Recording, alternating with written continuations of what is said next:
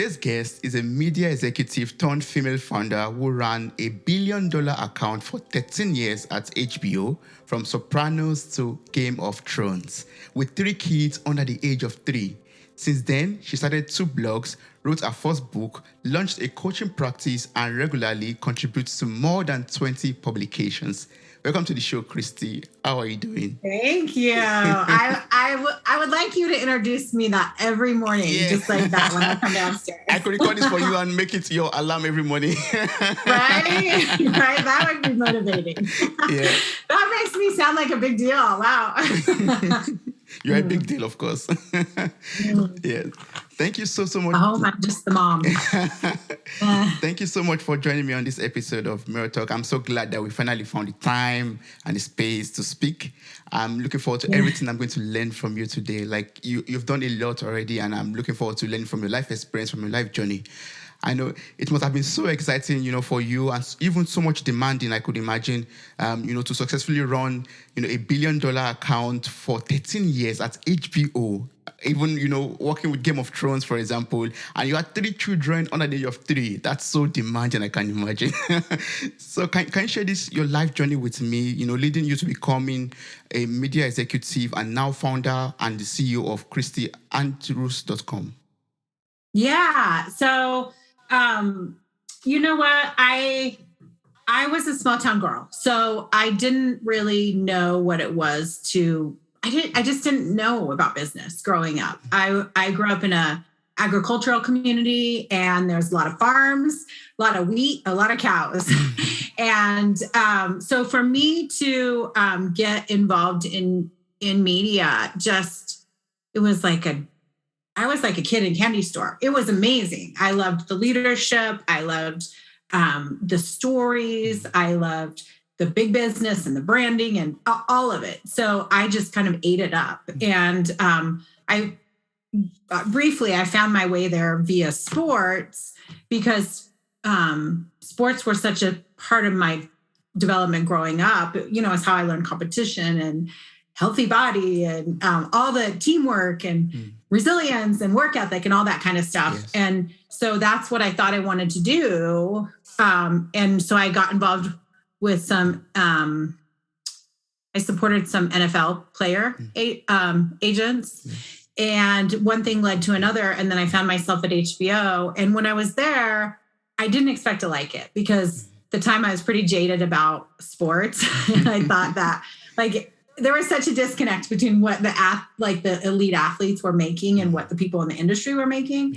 And I thought television was going to be more of the same, but I found it to be really creative and really challenging. And it was just like a new thing to learn. So I loved it, and it was amazing. So I was there for 13 years. And then when I left, and at the time, yes, it was $1 billion account. I had 3 kids under 3. It was crazy. When I look back on that, I'm kind of in awe of that girl who did that, because I don't know how I did, because I was traveling every week. My husband was a stay-at-home dad. That made a huge difference. And we were kind of just doing it. And then I think I just had my 3rd. I had just come back from maternity leave, and not exactly remember the timing, but I can remember life was happening so fast, and I was just thinking, I'm going to miss it. I'm going to miss all these magical moments, and I don't know what I want to do next, but I know I don't want to miss this. And so I left in the fall of 2016 without a plan, and this idea that it would all work out. And we just started traveling, and it was pre-COVID. So we took a lot of amazing trips. We just kind of put a hard reset on our life, and spent all our time loving on our kids and doing the things that we wanted to do. And I said this was going to be short. This is a long answer. But when I launched my coaching practice, I thought it was going to be to help women climb the corporate ladder faster and to kind of get to the top where they could influence change and policy and contribute on a bigger level. And as soon as I started working with corporate women, I was like, oh no, I am so done with corporate. I don't want anything to do with this anymore. And so kind of iterated and pivoted in my business. And now I almost exclusively, not 100%, but really close to that, work with women who want out of corporate and who are launching businesses or taking sabbaticals or doing something creative, a passion project, or just want to like reinvent themselves and figure out what their next chapter looks like and how they can like love what they're doing again. Yes, right. Yes. So I'm quite curious now. Like, what's with corporate chapter? Like, I mean, how's your experience in the corporate world, for example, and for women out there who are trying to like leave the corporate world? Like, what are the difficulties or things that makes them make up their mind to want to leave the corporate world and start something of their own? Yeah, it's what's funny is I think that it's not like one particular like light bulb moment, right? It's not like it's not when you have your first baby, or it's not when you have your third baby, or it's not when you become a VP, or there's not like a rhyme or reason to it. I think for most women, it's just that realization that like, even if they love their career, they get to the place where either they look up their food chain, right? They look up at their C-suite and they see there's no one's job that I want, right? It's kind of lost its allure. Or maybe there's no women above them and they kind of hit that glass ceiling. But I think it's just that realization that I'm not going anywhere that I want to be anymore. And maybe I could try something else on. And I think, we used to be in a career for a long time in the same industry or the same company. And now I think particularly with COVID has certainly accelerated this, but there's just so much more opportunity to have these different chapters and try different things. And you're still growing, your trajectory is still going up, you're still becoming more marketable and you're still contributing on a big level, but maybe you have an entrepreneurial chapter, maybe you have a chapter where it's all about your family, or who knows, right? Yes, that's true. That's very true. Yeah. Before we started recording, you are quite busy and occupied with other activities, and you're a mother of 3. So that that motivates me to want to ask this question: like, how do you manage career, business, family, and other aspects of life without missing out in the most important moments of life or family? And how do you become like the CEO of your business as you are, and also the CEO of your life at the same time? Yeah. Oh my gosh. That's a good question. Everybody should be asking themselves that question. It's so good. So it's 2 parts. One part is I have very strong boundaries. I work 25 hours a week max. And so whether it's podcasts like this, or whether it's coaching my clients, or whether it's, the business operations behind the scenes, or whether it's developing content and writing, whatever it is, that's it, right? Like I have to get in and get out and get as much done as I can. And between you and me, sometimes that's frustrating because sometimes I want to go a little deeper or I want to spend a little more time in it. But I'm the one who walks my kids to school every day and I'm the one who picks them up, right? And those are hard stops for me. And that's that, right? So I try to be as focused as I can when I am working. And the other thing for me is I just remind myself as often as possible how grateful I am to have the opportunity to do both. And I think about that a lot in the last 2 years because, oh my gosh, while so many moms were being called to the office and their schools were closed and COVID protocol changed everything all the time. And they were always kind of waiting for the rug to be pulled out from them. Am I going to lose my job? Or how am I going to take care of my kids and be on Zoom all day or all those things? Last year was not that hard for us. I mean, it wasn't ideal, but my whole business is built around my family. And that was my goal, to be here, for them. And so last year was a test of that, right? Yes, that's true. That's very true. And I'm so glad that, you're able to come out of it safe and sound and, still push on and move on with your business. Yeah. I grew last year, which given all the market conditions, I thought was pretty remarkable. It wasn't as fast as I wanted to grow. And it wasn't, I didn't get to do some of the things that I want to do. I didn't do anything in person, obviously. But yeah, and we're still, for a lot of families around the world, we're kind of still living it, right? Yes. For some people, pandemic light feels like it's starting to enlighten. All my kids are under the vaccine age. So, we're still taking every precaution. And so it's a reality that's a little bit challenging. But I think even in the midst of that, if you can be grateful for the opportunity to be home with your kids and get the bonus time and, grow your business, like life is good. Yeah, that's true. You get some bonding time and you get to grow your business at the same time. That's awesome. Yeah, absolutely. Yes. Earlier you said you help women, like you coach them, you help them to move from that corporate world to starting their own business. And you help, moms to design lives that they love, like so that they can build a business also and set them free, from corporate bondages. Let's put it that way. Yeah. And I love that so much. So what inspired you to embark on this mission to help other moms to gain that freedom that they desire? Yeah.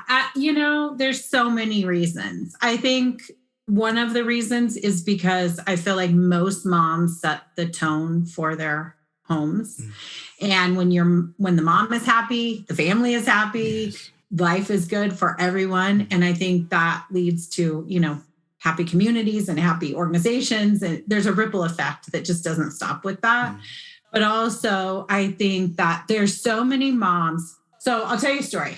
I was at this women's group while I was still in corporate. And I was at a table with like maybe a dozen women and with incredible backgrounds. Like one was a neurosurgeon, like they were really, really smart women. And more than half of the women around the table completely put their careers on hold to raise their families. And when you think about like, that's not just the loss of their wisdom and contribution, right? But it's also the loss of then those women aren't paving the way for other women in their industry. They're not helping, the culture at their organizations. Like there's so many things that happen when women leave the workforce. Now we're seeing that played out in a really huge way during COVID because like 80% of the job loss is women. And so that's going to not just set back the current generation, but all the generations to follow. And so I thought, I can help solve for that in the sense that if they can't find their way in corporate and they know they want out, I'm going to help them find a way to be financially successful and to bring their gifts forward still, even without like I said, missing those moments at home. Yeah. Yes. Yeah. And so for someone out there, or for a mom out there, before starting a business, it's very important to make some choices. Like, you have to make some decisions. And so, some of this has to do with, the platform that you need to, you want to use, the niche that you want to go into. So are there like some strategies to use to pick the right niche for myself, the right platform or the right path to work on to become successful in this business that I'm about to start? Yeah. So I think I'm going to give a very simple answer to that. I think there are entire like organizations and businesses built around those two pieces, platforms and niches. But what I would say is the simple way is the fastest way to get started is to build a business around something that you would invest your time and money in anyway, right? Because you know what you're drawn to. You know the kind of work that lights you up. You know the kind of people you want to work with. And building a business really is an opportunity to kind of build your dream. So if you for me, I only work with moms. If you know that there's a certain group of people that you can get results for, focus that way, right? Or if you know there's a certain part of your customer's journey that really excites you. For me, it's always the transitions. Like it's the becoming a mom, it's leaving corporate, it's adding more kids to the family. It's, all those pivot points. That's where it gets really exciting for me because that's usually when a mom is saying, hey, I'm changing. I want to level up. And I'm like, yep, that's me. I want to talk to you when you're at that place, right? So either pick a point in the journey or pick something that you love to do and kind of align those pieces. And then on the platform, I don't actually think the platform matters. I think it just matters that you pick one that you like you genuinely like, and that you can show up regularly for. So like if it's podcasting like you, then yeah, you just got to do it all the time, right? You have to be there until people start to look for you and until they start to get what you're trying to do and they want to be there in support of it. And the other thing I would say about that is the choice may change over time. Like I said, I thought I wanted to help corporate women climb, and then I didn't. But the thing about it is you have to be willing to just show up and put yourself out there before you even have it all together. Because one thing I see a lot with people who are building businesses is they hold it all back, right? Like this, they want to do this big reveal when it's a masterpiece. And so they're doing all the work behind the scenes and, building it all without sharing any of it. And when they finally bring it to the world's like, yeah, because they couldn't really invest in it, right? Yes. And I think people want to see us evolve and they want to see us get better and they want to see us what we're working on and they want to invest in our journey too. But if we hold it all back, they can't get involved until they see something. And by then you may have missed your opportunity to build your audience. That's true. Yes. So what I'm understanding from this now is consistency. You have to be consistent in growing your business and in evolving, redesigning, rebuilding, everything. Yeah. It's so true. And the consistency piece is, I think I know a lot of high achievers like to be very specific. Like I'm going to podcast once a week and I'm going to blog once a week and they kind of build out the thing. And I would say, it matters what the interval is and what the quantity and all that stuff, but it's more important just to find a rhythm that works for you. And what I say is rather than set a goal of, 100 podcasts, why not start tracking streaks? Did I podcast every week for 84 weeks? Or it's kind of like workout when you're working out, right? Do I get on the bike every day? Do I show up in the studio every day? Do I write something every day? What are you doing that you can build a streak around? Because that's probably the stuff that you're good at or that you have a natural aptitude for anyway. And I think then you can start dabbling, but you need to start building some momentum before you start trying all the things on. Yes, I love that. Build up momentum. Yeah, yes. Yeah. I was going through your website and, I like the statement that I found there. You wrote, give yourself permission to live a big life. Step into who you are meant to be. Stop playing small. You are meant for greater things. I'm like, wow. Oh my God. Yeah, that's a big heart one for me. It's one of my favorite quotes of all time. And I think what it means, and not just for moms, I would say this for my kids, for the men in my life, for everyone, right? I think we just can get so hyper focused on our to-do list and taking care of all the little things, the adulting kind of things, right? Yes. And we can kind of lose that bigger perspective of where we're going and how we want to experience life. And it's not to say we all need to be a big deal, right? Or we all need to be in the forward facing kind of parts of our business. But I think we kind of do have this drive to be who we want to be and to shine the way we want to shine. And so while you're setting those goals, right, and you're kind of mapping out your thing, trust that you're going to get there. And instead of focusing on, I have to do this every day, or I have to cross off these 10 things on my list. What if you just said, I want to be amazing each day and have this really rich experience with the people that I encounter. And I want my kids to have a great day. And you're just kind of spreading light. And of course you're doing the things, right? But then it becomes easy to say no if someone calls me and says, hey, you want to be on my podcast today?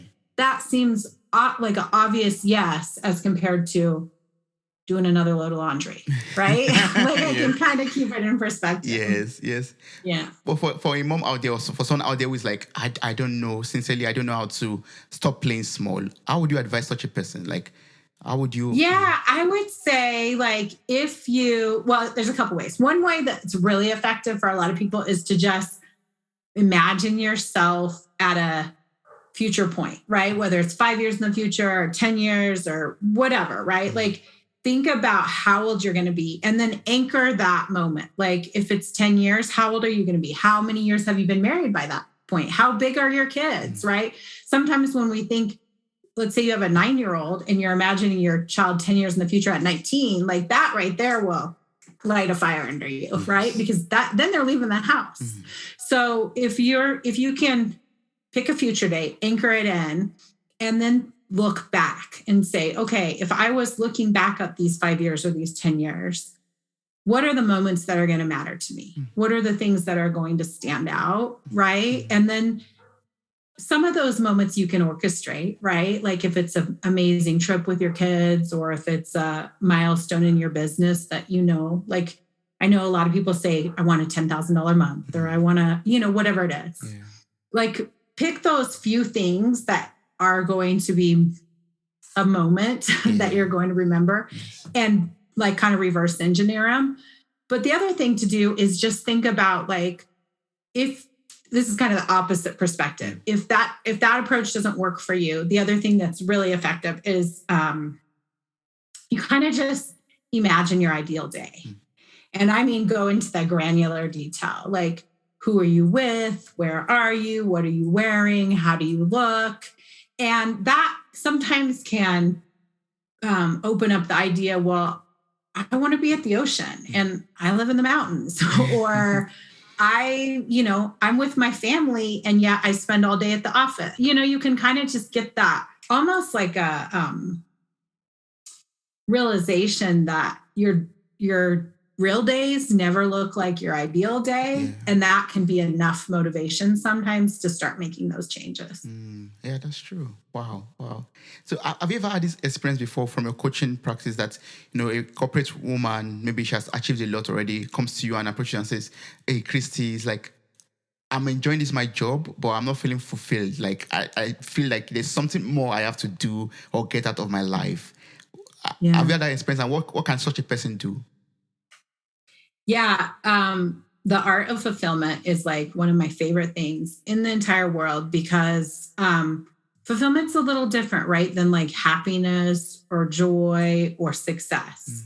I think sometimes we can get really success focused or really achievement focused. And it doesn't even like, as long as we're checking those boxes, we don't even like ask ourselves, did that feel good?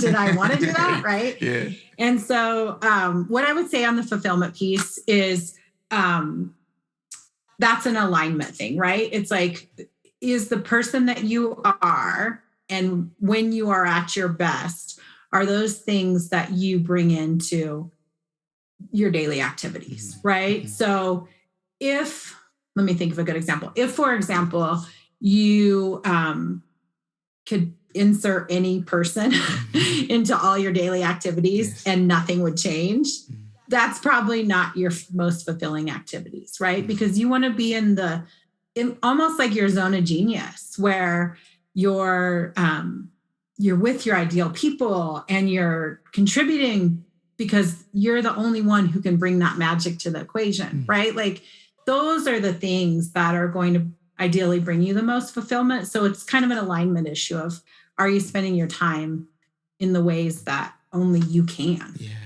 Yes. Wow. Yeah. I like that. Like alignment. We have to watch out. Like, are we aligned? And people in our lives, are they aligned to our purpose or to, our ideal self?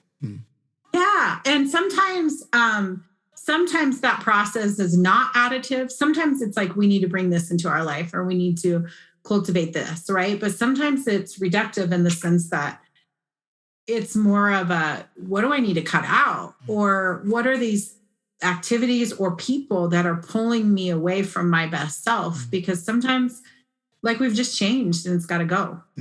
True. Yeah. So I would love to ask for some wake up calls or for some wake up or alarm signs. Like, are there like some signs that show that I'm not living my best life, and how can I get back on track? Like sometimes we just get on autopilot and just keep on moving and doing life and letting life do us, for example.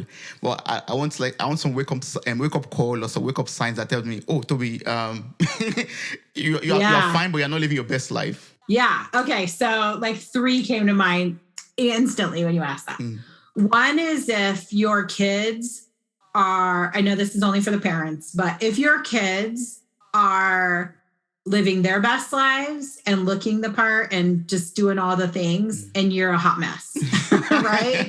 That's a wake-up call, because sometimes we just give our whole selves away in our parenting journey, and then like our kids are off and they're doing their thing and they look good and they feel good and they're doing all the activities, and the mom is, not a former version of herself, right? Well, you know what I meant. Yeah. But I think that's a wake up call. I think another one is if everything in your life feels urgent, right? So meaning like every time there's a pop-up, a meeting, you're like, oh God, I didn't know, or I'm not ready, or I didn't even have a chance to look at that. Things like that. Or your kid comes home and says, I need you to do this thing at school on Friday night, and you can't even think about it, right? Like we have to build white space and breathing room into our calendars and into our lives. Yeah. And I always think it's a big fat red flag when a mom says to me, I don't have an hour. I don't have an hour to give. I'm like, 1 hour in a week? You can't find 1 hour? That's a big wake up call. And then what was the third one I thought of? There was something else you said. The third one is like when you think about who you thought you would be, right? Yeah. And she or he bears no resemblance to who you actually are, right? So I think that happens a lot for high achievers, because they, even though they tend to be self-aware, they can get on that path of more and more and more, and just start pursuing the next thing. And without taking that pause to say, do I even want that? Or does that even make sense for my family? Or does that even make sense for my journey? They just kind of keep going. And then at some point they realize how far off track from what they really wanted or who they really are. Yeah. Wow. That's so deep. I need like some seconds to just digest that. Like, wow, okay, yeah. Well, I have to say, you asked the question in a very good way, because, like I said, 3 just jumped off at the minute. Yes. It was how you said it, so good job. When you were mentioning the second point about creating space and calendar and all that stuff, and what came to my mind was like organization. Like, how can I organize my life in a way that I can do the right thing at the right time? Make space for myself. Like sometimes it's like, I'm a mother, for example. Just an example. I'm a father. I'm a mother, and that's just my job. Like I have to just do everything for my kids, and there's no calendar for that. I just do everything I have to do at any time. So how can I create space, and how can I organize my life? Yeah. So yes, there are, like, everything I have to do is kind of the catch-all for everything. But I would say no one has to do everything, right? No one has to do everything. So you can do the things that light you up, or the things that you can contribute at a higher level. And then other stuff has to be delegated. Other stuff has to be automated. Other stuff has to be eliminated. Like you have to have that self-awareness to know what comes off your plate, because it's not a good use of your time versus what is. And that's kind of, in a business sense, it's high return activities, right? Or revenue generating activities. In your personal life, it's kind of the same. It's just that your return is not money. Your return is love, or your return is, your family dynamic, right? Yes. So there are things that, and sometimes that happens organically, right? Like if you are married, maybe you take some things and your husband takes the other things, right? And it's like a divide and conquer thing. So there's a little bit of like natural balance in that. But I also think that um, our kids see how we do life, right? They don't just respond to what we tell them, but actually how we do it. Yes. So I think even as a stay-at-home mom, you still want to show them skills like prioritization and like balance, Yes. and even things like mommy is a person. She's not just mom, right? Yes. So Yes. that sense of identity, some of those things are really important to model for our kids so that they see it, not just hear that, like how many moms, I know I'm going a little off track of this, but how many moms say to their kids, you can do anything you want. You can be whoever you want. And they don't believe that for themselves, right? Yes. And I think sometimes our kids, they see what we do more than they hear what we say. That's very true. Yes. The action speaks louder than the voice. Yeah. Yeah, absolutely. Yes. Yeah. Wow. I was reading through like the introduction of your book titled Exit Strategy. Like, I would love you to tell me about your book. What was it about, and who is the appropriate reader for Exit Strategy? Yeah, so I'm a fixer, meaning that if you have a problem, I have this problem, I need you to help me fix it. Like, I just jump off with 1,000 ideas of here's what you can do. That's just how my brain works. And so when I was leaving corporate, I was negotiating my severance package, and I didn't know how to do it. I'd never been in that situation before. And I asked like my network, and no one had anything for me. And I was like, well, how many people negotiate a severance package when they leave? Like, it has to be a huge, like millions of people, right? Yes. And I just couldn't find resources. And so I ended up talking to a couple CEOs of big, multi-million-dollar corporations, and some people in my industry, some people outside of the industry, and some lawyers. And the lawyers, interestingly, said all the resources in this space protect the company, not the individual, which I guess, and I should have probably guessed. But as I started piecing it together, I just thought, you know what, I'm just going to throw something together for the person who finds themselves in this situation. That was the fixer in me. I didn't want someone else to be in a situation where they were negotiating a package out of their depth and had nowhere to turn. And I was lucky because I could ask those people that in my life to say, help me figure this out. And they did. They would read the contract for me. They would say, here's what you can agree to, here's what you can't, things like that.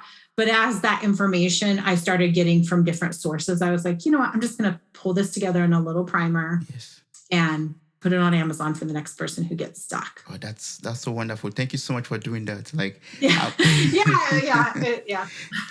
It's funny because it feels like at the time I felt like I was drowning, and now it feels like kind of like old news. But I love that it's there and that someone won't be kind of doing it alone. Yeah. So for anyone who wants to find that book, I'll place the link in the show notes for this episode. So you could just click on the link, copy the link, and order the book on Amazon. And also, Kristi's website also will be found in the show notes of this episode. So you could just click on it, copy it, and get across to Kristi and ask her even more questions. Like, there was a line at the end of the introduction that really stuck out to me. Like, you are full of so much wisdom and quotes and everything.